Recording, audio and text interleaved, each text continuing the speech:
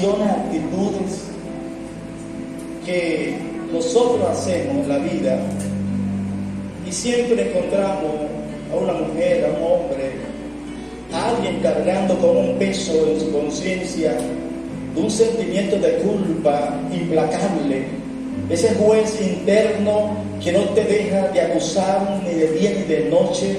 Te vas a otra nación y allá en aquella nación, porque es un juez que tiene jurisdicción en todo el globo terráqueo, donde tú te metas, la voz de la conciencia te acusa.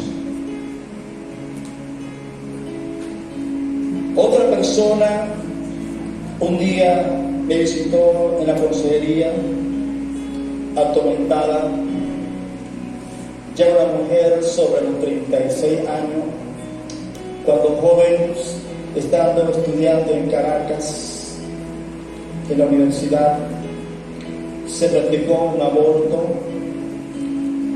y después de eso ella nunca más pudo tener hijos, y anhelaba tener un hijo, anhelaba, pero aquel peso de la conciencia, que el único hijo que Dios le había concedido, ella lo asesinó en su propio vientre.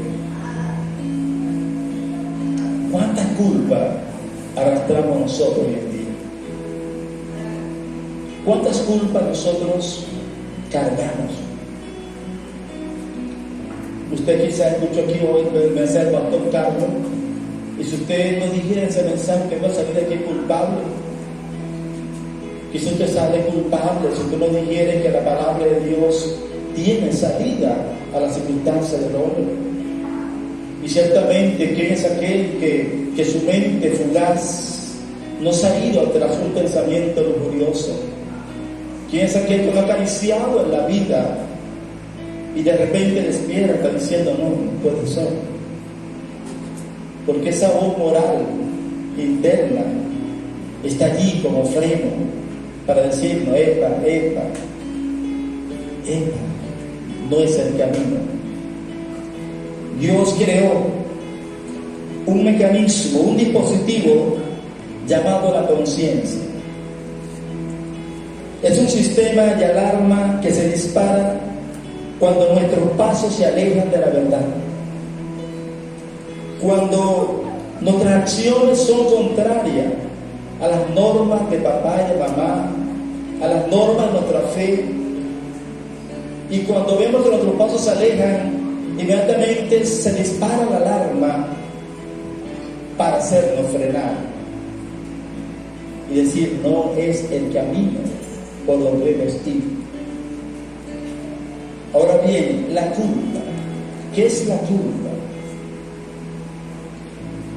Sentirse culpable al cometer un error es una buena señal de que su conciencia está funcionando bien. Si usted comete errores en la vida y usted no siente, no se inmuta, no siente ningún pesar, nada se le mueve, estamos entonces ante un grave problema, porque el dispositivo llamado conciencia se le quemó un fusible, se le fundió un transitor. Es normal que ante cualquier extremo, cualquier descarrío, es normal que nosotros sintamos inmediatamente que se activa la culpa. Es normal. Y eso es positivo, porque al sentirme culpable, yo reconozco, acepto que he fallado y puedo entonces arrepentirme, puedo inventar o restituir la falta a la persona que yo le he fallado. Pero usted se imagina, de que usted haga y deshaga, usted no sienta absolutamente nada. Usted no sienta nada, o sea, una cosa que no nada. Y donde ahí nos sorprendemos mucho, porque hay personas que su mente se le ha cauterizado al punto de que pueden asesinar a una persona, pueden matar a 2, a 3, 4 y no sienten nada. Todos vieron quizás unos videos grotescos que subieron a la red esta semana de Haití, como alguien pegaba candela había una persona y se reía carcajada. Estamos ante una mente ya extrema, ante una cauterización donde el dispositivo, la conciencia, ya no funciona y sienten placer, porque el hombre se reía psicopáticamente con un placer viendo a una persona gritar en llama. Ahora bien, el sentimiento, la culpa, el sentimiento de vergüenza que se siente, y eso es bueno que usted sienta eso cuando usted ha cometido algún tipo de falta. Levanta la mano que nunca ha fallado aquí, a ver. Levanta la mano que nunca ha fallado. Todos hemos fallado. La iglesia, debemos nosotros entender que debemos tener una actitud de misericordia, de amor hacia aquel hermano que ha fallado en la vida. Porque estamos aquí, a veces te amo mi hermano hasta que tú no falles. Eres mi pastor querido hasta que yo no me coma la luz. Pero el día que me coma la luz, no eres mi pastor. Sí pasa. Y a veces hay personas que dicen, porque no entienden esto, como una mujer que falló una oportunidad, falló una líder, le fue infiel a su esposo, y bueno, aquello fue algo tremendo para esta mujer, y se arrepintió y fue a la iglesia, pero la iglesia no, el señalamiento continuaba, estaba allí siempre acusándolo siempre. Entonces ella dijo, bueno, yo voy a hacer una cosa para que se acabe el problema, yo voy a ir y me voy a ahorcar en un palo frente a la iglesia para ver si ahorcándome yo puedo pagar mi falta, mi error. Y se le cae el dedo al que me acusa, porque muchas personas, ese hermano no entiende que si alguien ha fallado, dice la palabra, vosotros que sois espirituales, restaurarle con espíritu de mansedumbre, no sea que tú también caigas en lo mismo. Pero no entendemos esto. Y entonces comenzamos a rechazar, a despreciar, y nadie se puede restaurar en un ambiente que se acuse y se lastime. Si una persona comete un delito, pero en el país donde está no hay garantía que a él entregarse a la justicia lo van a tratar justamente de cuando la gente no se entrega, prefiere andar huyendo.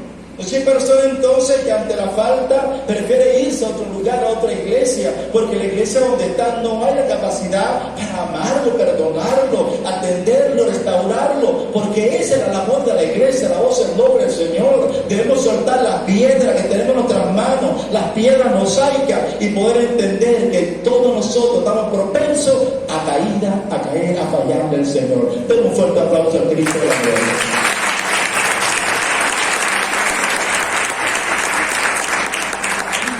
Como un muchacho en la Biblia, en los tiempos de Pablo, que el hombre cometió un acto inmoral en la iglesia, un acto moral, un poco que afectó la moralidad de la iglesia, y el apóstol Pablo le dice, bueno, ese muchacho yo se lo voy a entregar a Satanás para destrucción de la carne, para que su espíritu sea salvo. Es decir, una acción disciplinaria. Y la iglesia lo disciplinó, pero el muchacho, producto de la disciplina, no aguantó y llegó llorando a la iglesia. Yo arrepiento, yo no voy a cometer eso más nunca. Entonces los hermanos, no te vamos a perdonar. No querían perdonar al muchacho. Y entonces le escriben al apóstol Pablo la condición de la iglesia de Corintio. En 2 Corintios 2, Pablo le escribe a la iglesia de Corintio. Y quiero leer literalmente, me ayudan allí en pantalla, por favor, con este texto bíblico. En 2 Corintios, en su capítulo 2, reza la letra de la siguiente manera, verso 5. Pero si alguno me ha causado tristeza, no me ha causado a mí solo, sino en cierto modo, para no exagerar, a todos vosotros. le basta a tal persona esta reprensión hecha por muchos. Así que, al contrario, vosotros más bien debéis perdonarle y consolarle para que no sea consumido de demasiada tristeza. Hermano, da tristeza, da dolor en el corazón cuando tú estás en un lugar y tú sientes que no te han perdonado,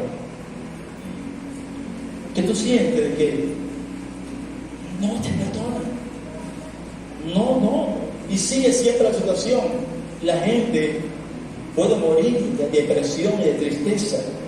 Dice el verso 8: por lo cual os ruego que confirméis el amor para con él, porque también para este fin os escribí, para tener la prueba de si vosotros sois obedientes en todo. A que vosotros perdonáis, yo también, porque también yo lo he perdonado. Si algo he perdonado por vosotros, lo he hecho en presencia de Cristo, para que Satanás no gane ventaja alguno sobre vosotros, pues no ignoramos su maquinación. Tenemos entonces nosotros entender la importancia de perdonar. Ahora, ¿qué es lo que causa la culpa de la persona? La culpa es causada por el pecado. La culpa puede causar también por alguien que no pecó, pero por un pensamiento, una idea, una perspectiva equivocada, puede llegar a pensar que lo hizo mal. Ahora, Dios proveyó en el antiguo pacto una forma como el hombre podía expiar sus pecados y sus culpas. Y la forma que Dios proveyó en el antiguo pacto es que el que pecaba en el antiguo pacto tenía que matar, sacrificar un animal. Y vea que la Biblia no logra excluir a ciertas personas. La ley contemplaba que si el sumo sacerdote pecaba, es decir, el sumo sacerdote, la máxima autoridad de Dios ante la nación, si este hombre pecaba, tenía que sacrificar un becerro, porque era la máxima ofrenda a un becerro. Pero si el que pecaba era el gobernador, tenía que sacrificar un macho cabrio o una cabra.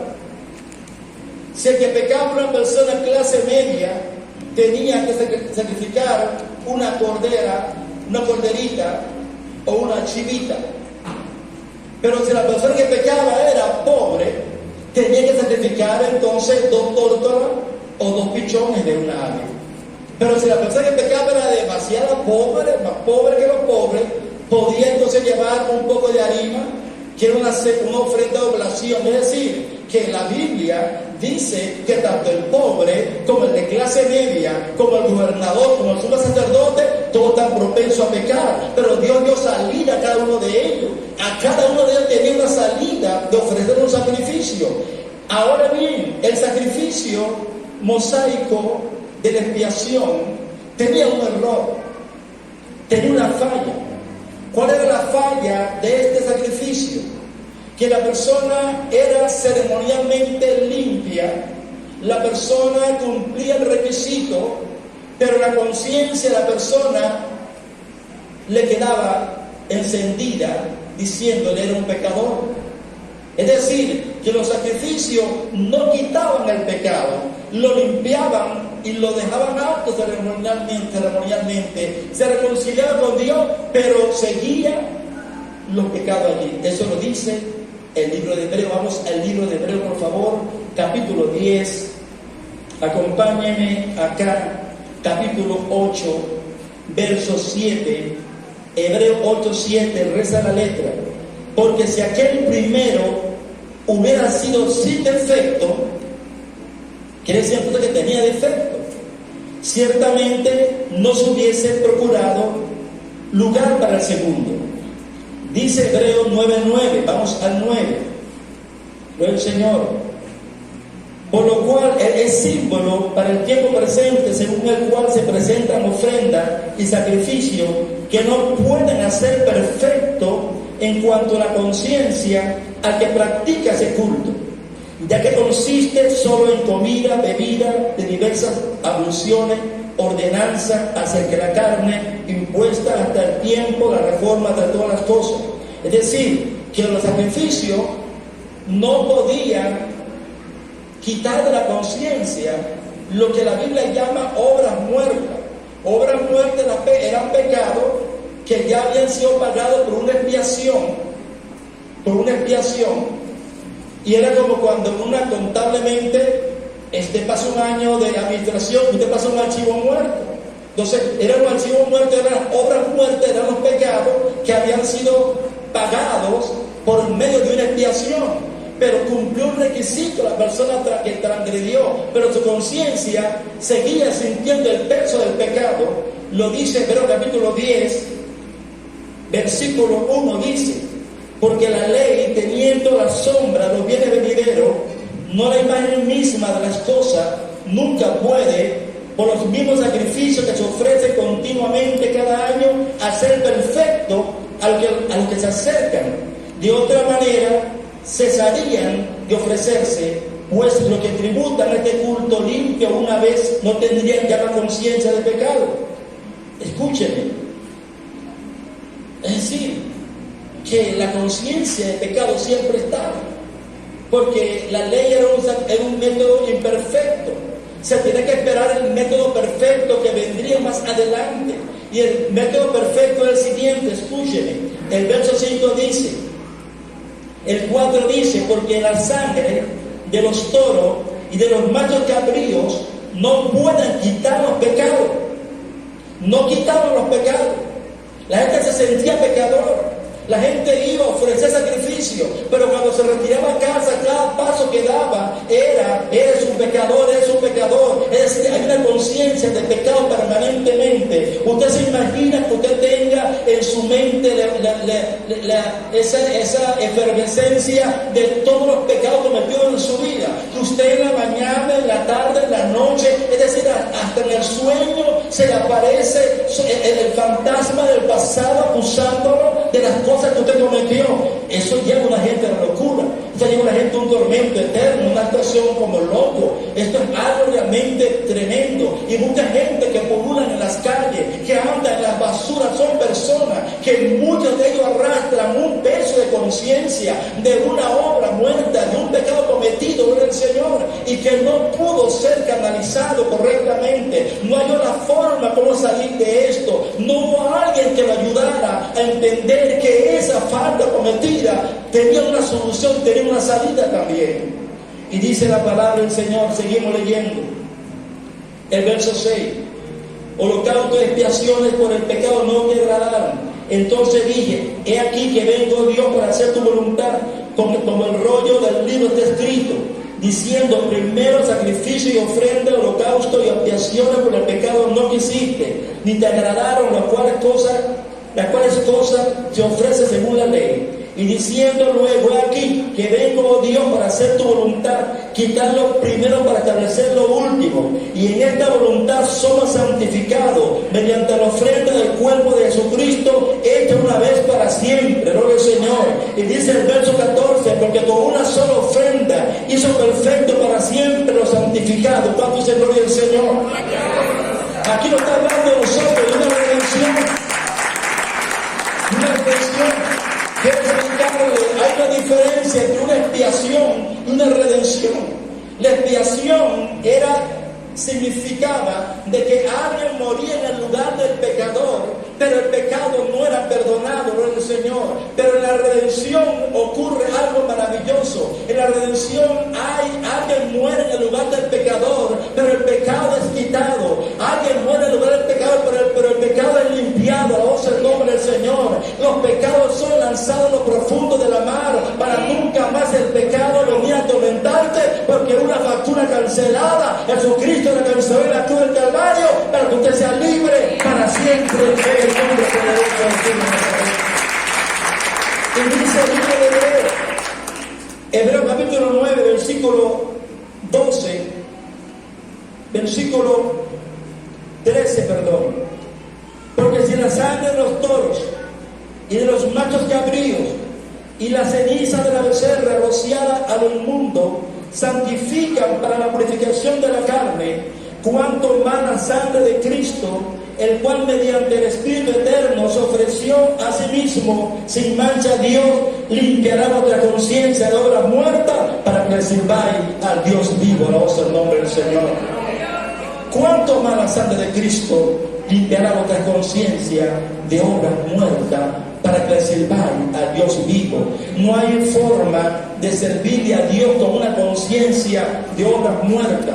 Un líder que le sirva a Dios con conciencia de obras muertas, un adorador que le sirva a Dios con conciencia de obras muertas, un pastor que tenga una mente perturbada, que no entienda que sus pecados fueron perdonados, y si el Señor en la cruz del Calvario hizo una redención total, tus pecados ya no existen, tus pecados fueron llevados, fueron clavados, fueron totalmente anulados. Por lo tanto, el apóstol Pablo dijo: ninguna condenación hay para aquellos que se encuentran en Cristo Jesús. Den un fuerte aplauso al Cristo de la gloria. Aleluya. No hay ninguna condenación. Romanos capítulo 8, verso 32 dice, 33. Pablo hace una pregunta: ¿quién acusará a los escogidos de Dios? Dios es el que justifica.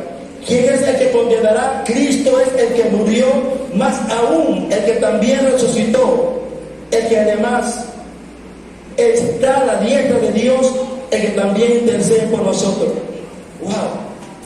Es decir, que ¿quién te va a acusar? El único que podía acusarme fue el que murió por mí en la cruz del Calvario. El que te puede acusar fue aquel que murió por ti. El que te puede condenar es aquel que te justificó por el Señor. Y la palabra justificar significa sin culpa. Usted está sin culpa, alabado sea el nombre del Señor. Pero vemos nosotros hoy en día que en la iglesia hay muchas personas que, siendo cristianos y tienen años en el Evangelio, se sienten culpables.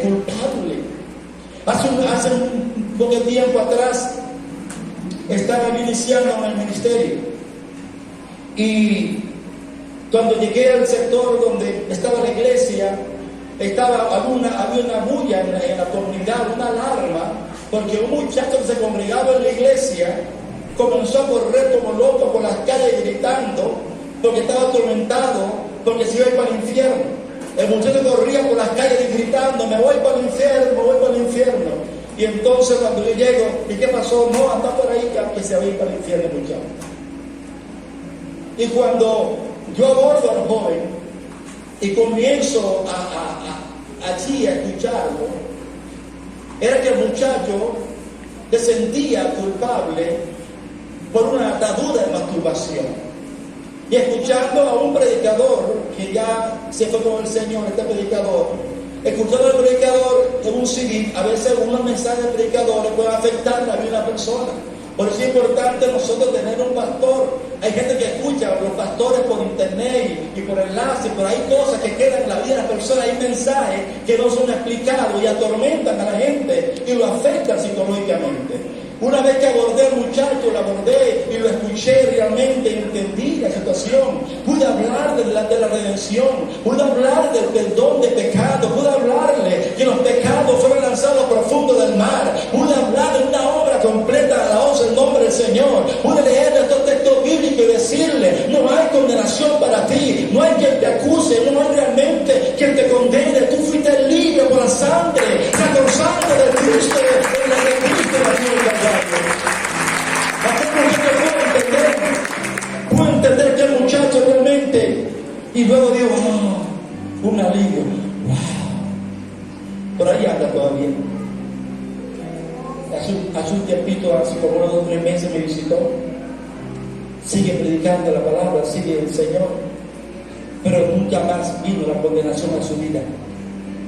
A veces la condenación está allí, está allí permanentemente en la vida de la persona, a pesar de que el infractor de la ley cumplía con el requisito exigido por la ley, siempre se sentía pecador. Pero Cristo no hizo por una expiación, Él hizo una redención a la voz del nombre del Señor. Ya tú sabes que la expiación eso es algo ceremonial, pero redención es algo completo. Juan el Bautista dijo: he aquí el Cordero de Dios que quita el pecado del mundo, ¿no, el Señor? Jesús es el pecado, el Cordero inmolado, alabado el nombre del Señor, para que usted y yo no tengamos conciencia de obra muerta, para que usted entienda que si alguna cosa pasó en su vida, el pecado fue perdonado. Si usted confesó la falta delante del Señor, dice la Biblia que si confesamos nuestra falta, Dios es fiel y justo para perdonar tu pecado y limpiarte de toda maldad del Señor. Es lo que enseña la palabra del Señor. Aleluya.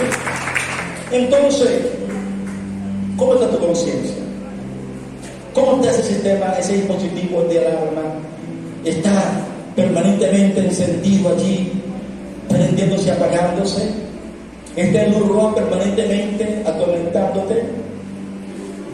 La intención de este tema de hoy es que tú seas libre de la culpa. Toda persona que vino hoy con una culpa, una cosa allí, Dios lo hace libre a usted esa culpa que al nombre de Jesús de Nazaret, a través de la palabra. La palabra nos hace libre, realmente libre de la culpa. Ahora, existe la culpa, pero existe el sentimiento de culpa que otra cosa. La culpa es la infracción, la falta que usted hizo, o lo que no voy a hacer, porque hay gente que se siente culpable por no haber hecho una cosa, culpable porque no dije esto, ¿por qué dije esto? ¿Por qué no lo dije? Esas son las cosas que pasan a la persona. Entonces, le queda entonces, aunque fue perdonado, le queda el sentimiento de la culpa. ¿Cómo manejamos nosotros el sentimiento de culpa? El sentimiento de culpa negativo es una enfermedad emocional focalizada en los errores del pecado del pasado y los daños que le causaste a otra persona. Dígame, cuando tu falta producen daño a mucha gente, el asunto es como más grave. Si el afectado fue un niño, si el afectado fue una persona, la gente entonces vive con ese tormento, ese sentimiento de culpa. Dicen los especialistas que este sentimiento se focaliza en el hipocampo, acá al frente, la corteza prefrontal, y también el sistema límbico, que es el que maneja todo lo que es las emociones. Entonces, esa sensación de tristeza, de alegría, de miedo, de enojo, lo maneja realmente el sistema límbico, que es afectado realmente cuando tú tienes una visión equivocada, un concepto equivocado de lo que pasó en tu vida y en el entorno del evento que marcó tu vida y afectó tu mente. Ahora, existe el tribunal, hay un tribunal que es el tribunal de los sentimientos de culpa. Este tribunal está formado por un fiscal quien acusa y un juez que condena. Este fiscal y juez actúan libremente 24 horas del día. Su jurisdicción es toda la tierra. Como tú estás, no importa cómo tú estés, no importa dónde te estás, ellos te van a acusar permanentemente diciéndote: tú eres culpable, tú eres culpable. Ese tribunal lo conforma tu conciencia moral.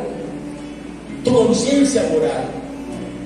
Escúcheme, el tribunal conforma tu conciencia moral. Y ese juez funciona desde aquí en tu conciencia. Funciona acusándote. El fiscal está allí diciendo que eres un pecador. Ahora, pero el asunto es como un tribunal. Es como un tribunal. Pero imagínese usted que la conciencia es una instancia de un tribunal. Satanás que aprovecha esa fisura, esa debilidad, es otra instancia. Pero Dios es otra instancia también. ¿Qué pasa cuando tu conciencia te acusa después de tu haber sido perdonada? Vamos a ver lo que dice Primera de Juan capítulo 3. Primera de Juan capítulo 3, allí vamos a leer la palabra de Dios, versículo 20. Primera de Juan 3:20 dice: pues si nuestro corazón nos reprende, El tribunal del corazón o la conciencia me reprende, me acusa. ¿Qué hago yo cuando el tribunal de mi conciencia o de mi corazón me reprende, me acusa? Dice aquí la palabra, mayor que nuestro corazón es Dios y Él sabe todas las cosas. Quiere decir que el tribunal de mi conciencia es inferior al máximo tribunal que es Dios. Y el máximo tribunal que es Dios me declaró inocente, me declaró que no soy culpable, declaró que mis pecados son perdonados. Entonces usted no puede obedecerle al tribunal de su conciencia. Usted debe creer lo que dice Dios en su palabra, que dice que tus pecados fueron perdonados y lanzados a lo profundo del mar para nunca más condenarte, para nunca más buscarte a ese nombre del Señor.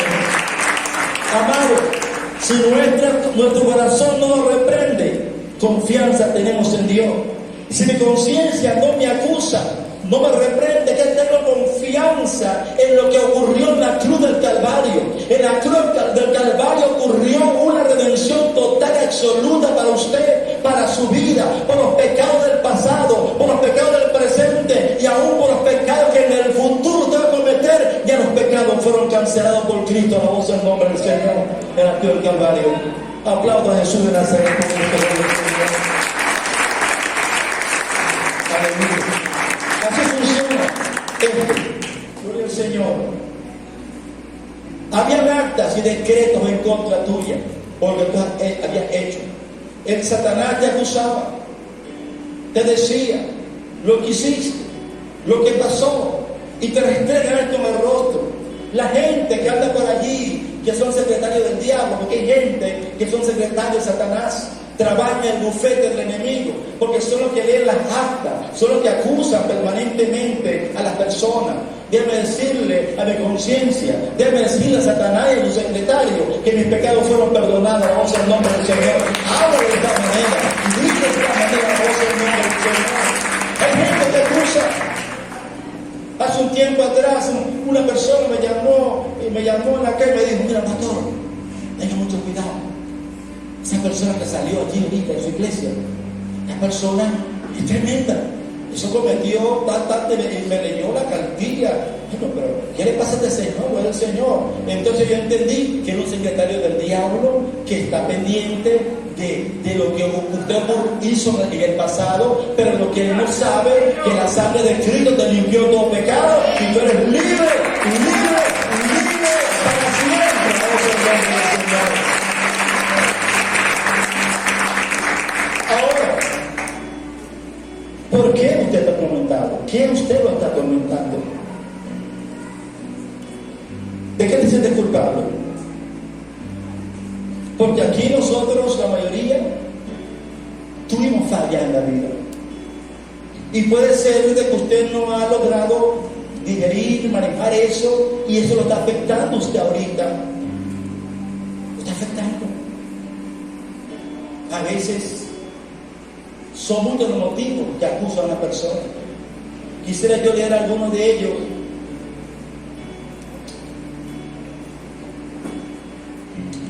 Algunos se sienten culpables, ya lo hablé, por haberse practicado un aborto. Otros por no haber reconocido a sus hijos. Otros por la muerte de un ser querido. Hay personas que se sienten culpables porque la persona le dijo que tenía un dolor, lo llamó y usted ha sido del postín, o porque usted no le compró el medicamento a tiempo y el enemigo te dice: tú eres la culpable porque no compraste el medicamento a tiempo. Tenías el dinero en el bolsillo, pero por no gastar el dinero ahora se murió, tú eres culpable. Y el enemigo acusa a la gente de esto. Y aparte del dolor de la pérdida del ser querido, se le suma el dolor de la culpa. Y esto es implacable, porque el ser querido es enterrado, pero la culpa sigue en el transcurso de los tiempos, afectándome emocionalmente, creando un desequilibrio emocional en la persona. Y eso lo enferma, eso lo agota, lo debilita, eso le eleva la tensión cardíaca, le eleva el ritmo cardíaco, eso le produce úlceras, le produce artritis, le produce, hermano, sentimiento de culpa, depresión, de tantas cosas mentales y fisiológicamente que ha afectado a una persona cuando un sentimiento de culpa está allí permanentemente afectando a la persona permanentemente aquí. Ahora, no sé qué puede haber ocurrido, ¿verdad? Pero quizás puede haber sido por haber abandonado a los hijos o el Señor, por haber contribuido a destruir una familia. Hay personas que están en una familia muy feliz, entonces bueno, se metió esa familia allí y produjo un asunto. No, eso estaba ya destruido. No, eso es mentira.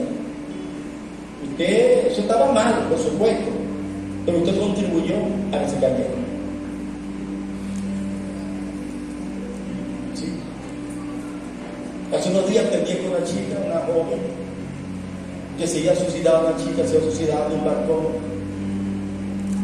porque su padre se fue con otra mujer. Y él quería a su papá. Y la muchacha tenía focalizada la idea del suicidio, porque papá se había ido a la casa. Y tenemos de esto muchas cosas.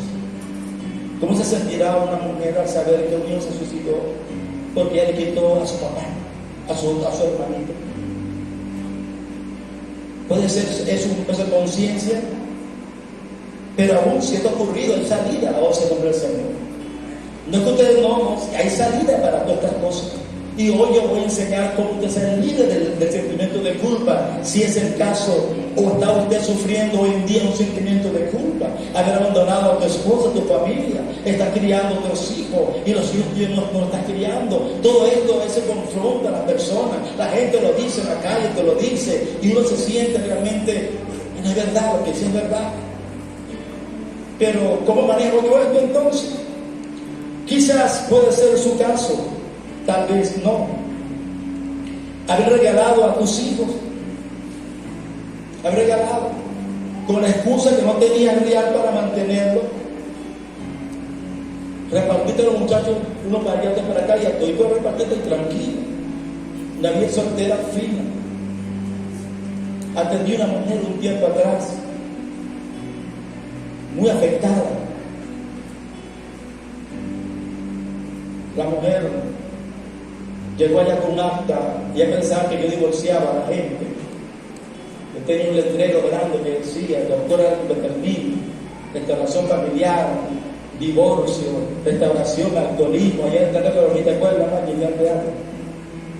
y la mujer, yo vine a divorciarme, y me tiró la acta, porque bueno, no, porque yo no divorcio. Bueno, ¿para qué yo vine para acá? Cuando la mujer se iba, yo le dije: tú eres una cobarde. Y se volteó y me quedó mirando como con rabia. Siéntate, me dijo. ¿Qué te pasa? La mujer me dijo: no sé por qué mi mamá tuvo que regalarme a mí. Éramos 11 hermanos, pero de los 11, ¿por qué ella me regaló a mí? ¿Por qué pudo criar a los otros 10, pero a mí me regaló a fulano de tal? Fui abusada sexualmente en aquella casa. Fue donde yo iba, era abusada por las personas que estaban allí. Me afectaron mi vida. Y allí ella comenzó a llorar por aquella circunstancia que ella vivió, producto que su mamá libremente tomó la decisión de regalarla.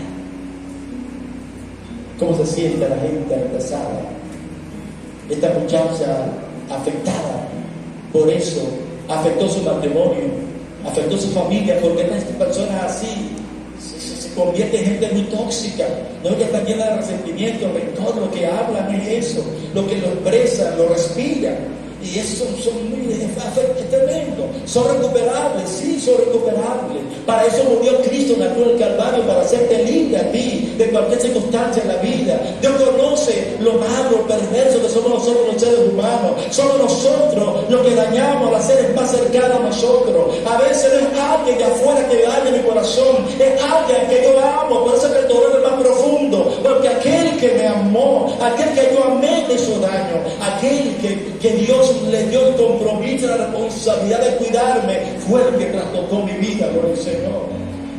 A mí quizás usted no me va a contar cuento, iglesia, Yo tengo más de 30 años orientando familia. Yo he orado con mucha gente. He escuchado cosas que parecieron como de película, que yo no entiendo, no puedo creerlo, de que existan situaciones tan complicadas en ese núcleo llamado familia, gloria al Señor. Cada familia es una historia, cada familia es un evento, un trauma, un dolor, una culpa, la voz del nombre del Señor. Y esto ocurre en todos nosotros. Cada una tiene algo tapado, tiene algo escondido, una cosa que fue desagradable, una violación, un toco sexual, un abuso. Siempre hay algo escondido en la familia que no quiere que nadie, a la voz del nombre de Dios, lo sepa, porque avergüenza a la familia. Pero esas cosas que nos avergüenza, hay un lugar donde usted debe llevar todas estas cosas. Se llama el Monte Gólgota, en la cruz del centro, donde está el Cristo de la gloria. Es el lugar correcto para nosotros. El precio de la vergüenza, vamos en nombre del Señor. Quizás usted está así por tu mal carácter. Hay personas que tienen un mal carácter y han perdido a todos, no tienen amigos por ningún lado. Han perdido hasta el empleo porque el mal carácter que tienen. Entonces se sienten culpables. Yo tengo un mal carácter. Yo soy bravo. Yo soy esto. Bueno, para ti es respuesta también, gloria al Señor. Para ti es respuesta por tu mal carácter. Jesús murió por el que tiene mal carácter, buen carácter. Él murió por el pecador. Él murió por todos aquellos, gloria al Señor. Hay respuesta en la cruz del Calvario, hay respuesta. El Espíritu Santo es que viene a moldear tu vida. Él cambia tu mal carácter por los frutos del Espíritu Santo. Y se va la ira, se va el resentimiento, se va la rencilla, se va aquello cambiado por el amor, por la tolerancia, por la fe, por la paz, cambiado, gloria al Señor. Quizás tu caso no sea mal carácter, tienes un vaso de agua dulce con azúcar al Señor, pero te sientes mal porque en un momento de rabia maltrataste a uno de tus hijos. ¿Qué padre no sabía que un día maltrató a sus hijos brutalmente? ¿A cuándo usted alguna vez su mamá le dio una soberana paliza? Que se pasó. ¿A cuándo usted le quedó marcado en la espalda una correa, una hebilla, un mecate que lo mojaban antes, gloria al Señor? ¿A cuándo usted le dieron un marcante duro del Señor? Ese te lo cuento a usted de un caso que me pasó a mí. Mi mamá un día me agarró y prendió una hornilla en una cocina, me metió las manos y me las quemó. Por eso las tomas en negrita, por eso lo que me las quemó. Gracias por mi madre hermosa. Que te favorece la vida del Señor. Pero alguien le dijo: tu hijo me robó una patilla. Y mi mamá enseguida agarró y dice: no quiero ir a un delincuente. Y me dio esa lección ordinaria de que los no se respetan. Después que me quemó las manos, me dio cuenta de cómo fue. Después de la pastilla estaba aquí bonita. La pastilla la encontré en un basurero tapada con una lámina de zinc, en un lugar que era un basurero público. Pero este señor la encontró y él la tapaba todos los días y esa era de él. Él la veía todos los días y la pastilla que decía que yo recogí en la basura buscando, encontré la pastilla y la agarré. No fue un robo, me la encontré en un lugar público. Pero ya tenía la mano quemada del Señor, ya tenía la lección. Pero a muchos de ustedes le dieron una soberana paliza del Señor. ¿A cuándo ustedes le dieron duro?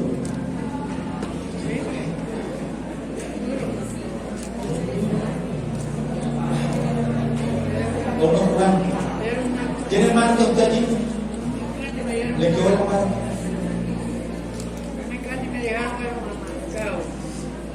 Dejaron marcado. A veces esto pasa.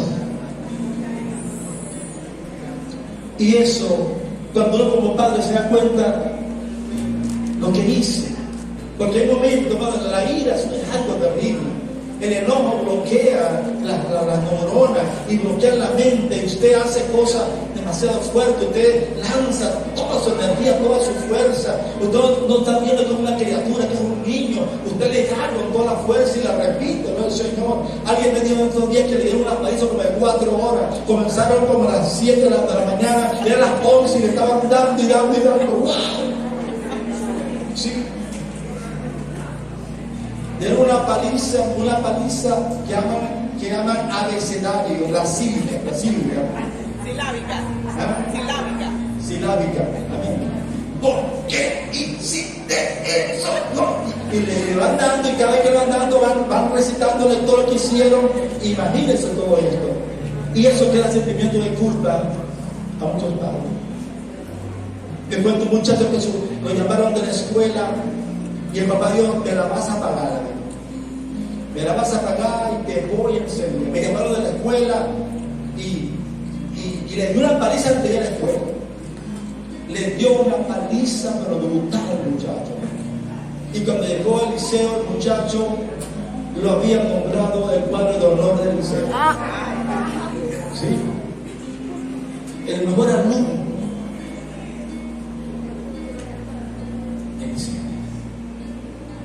Cuando el padre regresó, el muchacho todo marcado, ni siquiera tuvo el valor de decirle: hijo, perdóname, me equivoqué. Esto pasa. ¿Por qué usted tiene culpa? ¿Cuál es tu culpa que tiene en tu mente? ¿Sabe que hay hombres que le inoculan a las mujeres que son culpables? Es más, hay unos hombres que son agresivos y golpean a su esposo y le dicen: tú eres culpable que te golpee, por culpa tuya te estoy pegando. ¿Sí? Por culpa tuya, porque así actúa el agresor. Se siente justificado y la mujer llega a creer de que sea verdad: sí, fue por culpa mía. Y el otro día llama otra paliza, y tú eres culpable, se siente culpable, entonces adolorida por esto. ¿De qué usted tiene la culpa? ¿Cómo yo puedo liberarme de la culpa? Escucho. Vamos a ministrar ahorita, un próximo minuto, liberación de las culpas. La culpa por la falta, Jesús la llevó a la cruz del Calvario. Pero el sentimiento de culpa no tiene que ver con la cruz del Calvario. No tiene que ver es contigo. Tiene que ver que tú no te has perdonado a ti mismo. La culpa que te está atormentando es que tú eres un juez implacable. Tú eres tu propio fiscal. Tú eres quien te acusa permanentemente. Tú eres quien te ves en el espejo y te dice: es una boba, ve lo que hiciste. Tú eres quien está permanentemente acusándote. La culpa no es producto de que el diablo ni el vecino, es tu conciencia, es tu autoimagen. Es como tú te ves internamente, te ves mala, te ves pecadora, te ves que tú no puedes realmente tolerar lo que hiciste. No te tolera y está permanentemente rumiando lo que pasó, rumiando. ¿Por qué dije esto? ¿Por qué hice lo otro? ¿Por qué no hice esto? Y permanentemente usted se está condenando. Entonces, la forma de usted ser libre de la culpa es usted autoperdonándose a vos en nombre del Señor. Usted, cualquier que sea la culpa que usted tenga, debe autoperdonarse por lo que pasó, porque ese pecado por el cual Cristo ya lo perdonó. Pero usted es guapo, usted es mancha, usted es una hembra, usted es un varón, usted dice: yo no me voy a perdonarse. Tú eres más cruel, tú eres más perversa, tú eres quien te tienes en la propia cárcel. Tú te encuentras presa en la cárcel de tu propio sentimiento, porque tú no te has perdonado realmente el error cometido. Todos cometemos errores en la vida, y si Cristo te perdonó tu papá, tu mamá, tu esposo, tus hijos, la sociedad, perdónate tú ahora en el nombre de Jesús.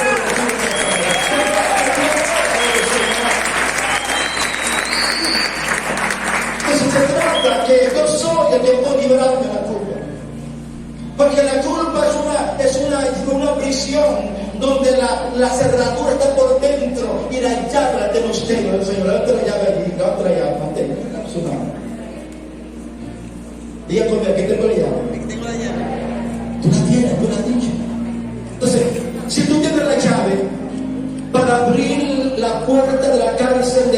culpa, te pregunto, ¿vas a seguir encarcelado? ¿Vas a seguir allí? No, pastor, déjame un tempito más allí. Sí, porque hay gente que así. Es como Sebastián, mi nieto.